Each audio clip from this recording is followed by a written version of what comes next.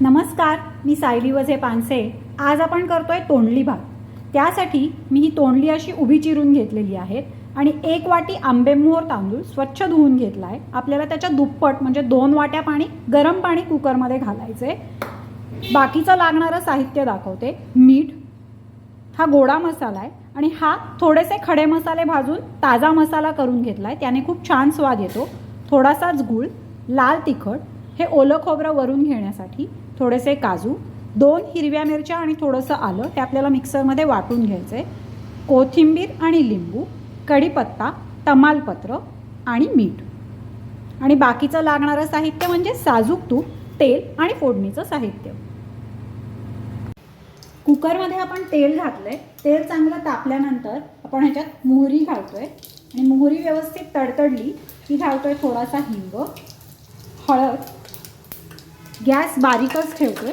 नंतर आपण त्यात घालतोय हे तमालपत्र आणि कढीपत्ता। मग घालणार आहे की आलं आणि मिरचीची पेस्ट। नंतर त्यात घालतोय हे काजू आणि मग हे एकदा आपण व्यवस्थित परतून घेणार आहोत। आणि मग आपण त्यात ही तोंडली परतून घेतोय।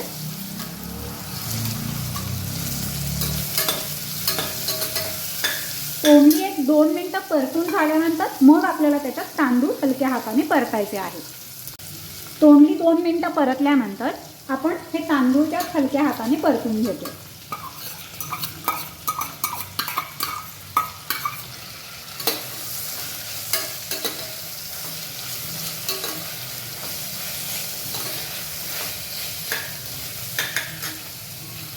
तीन ते 4 मिनिटं आपण तांदूळ व्यवस्थित परतून घेतलेले आहे आणि मग आपण 2 वाट्या गरम केलेलं पाणी कुकरमध्ये घालतो।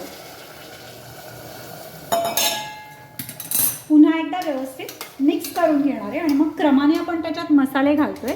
आपण घालणार आहे हे लाल तिखट, हा गोडा मसाला, मग घालणार आहे हा ताजा करून घेतलेला मसाले भाताचा मसाला, मीठ, थोडासाच गूळ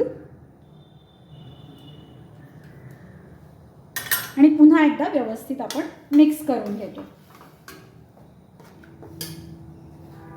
तुम्ही बघू शकता पाण्याला थोडीशी उकळी आलेली आहे।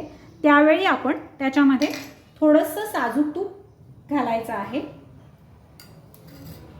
आणि मग कुकरचं झाकण लावून आपण 2 शिट्ट्या करणार आहे, पण तेव्हा गॅस मिडियमच ठेवायचा आहे। गॅस मोठा केला तर निदान 3 शिट्ट्या तरी लागतील।